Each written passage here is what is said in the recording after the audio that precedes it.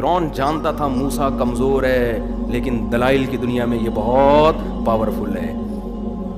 دلائل کی دنیا میں یہ بہت کیا ہے،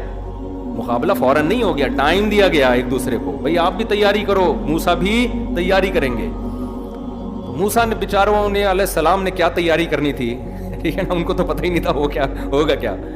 وہ تو اللہ، ان کو یقین تھا اللہ مجھے میری مدد کرے گا۔ دونوں کام ایک ساتھ نہیں کیے، پہلے فل تیاری کی ہے، فل سارے جہاں تک اکٹھے کر سکتا تھا ساری دنیا کو اس نے بلا لیا، ثم اتا، اس کے بعد میدان میں اترا ہے فرعون۔ فرعون کو یہ سب کچھ کرنے کی ضرورت کیوں تھی، سوال پیدا ہوتا، مقابلے سے بھاگ جاتا وہ، شروع میں ہی کہہ دیتا میں نے مقابلہ کرنا ہی نہیں ہے۔ فرعون کو مسئلہ یہ تھا کہ بھائی میرا مجمع میرے ہاتھ سے نکل جائے گا،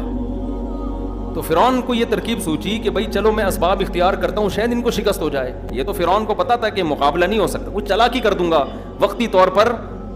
معاملہ کیا ہو جائے گا، میرے حق میں ہو جائے گا، تو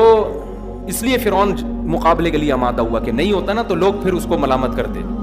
قرآن کہتا ہے جب جادوگر مقابلے میں آ کے کھڑے ہو گئے، اور ادھر اکیلے موسیٰ اور ہارون، اور ادھر پورے جادوگر، موسیٰ علیہ السلام نے جادوگروں سے کہا تم تباہ ہو جاؤ، تم اللہ پہ جھوٹ نہ باندھو، میں پیغمبر ہوں، میرا مقابلہ نہ کرو، آسمان سے اللہ کا عذاب آئے گا تمہارے اوپر، سوچ لو تم، کیونکہ حضرت موسیٰ کو تو اپنے نبی ہونے کا یقین ہے نا۔ حضرت موسیٰ یہ سوچ رہے تھے اگر انہوں نے مجھے کوئی نقصان پہنچا بھی دیا جادو کے زور سے تو مجھے تو دنیا دار الاسباب ہے، میں بشر ہوں، انسان ہوں، لیکن ان کی بھی پھر خیر نہیں ہے۔ تو یہ مقابلے سے بھاگنے کے لیے نہیں تھا، یہ ان کو عذاب سے بچانے کے لیے، کیونکہ نبی ہے نا خیر خواہ سب کے خیر خواہ ہیں۔ تو موسیٰ علیہ السلام نے ان سے کہا وَقَدْ خَابَ مَنِ افْتَرَا، اور حضرت موسیٰ نے کہا دیکھو جو اللہ پہ جھوٹ باندھے گا وہ تباہ ہو برباد ہو گیا، تم اگر میری نبوت کا انکار کرو گے تو یہ اللہ پہ جھوٹ ہے۔ اب جادوگر ڈر گئے، آپس میں ان کا تھوڑا سا تنازع ہو گیا، جھگڑا نہیں ہوتا، جیسے دو چار نے کہا نہیں بھائی نہیں لڑو یار، پیغمبر اگر واقعی یہ سچی مچی کے پیغمبر ہوئے ہماری تو ایسی کی تیسی ہو جائے گی،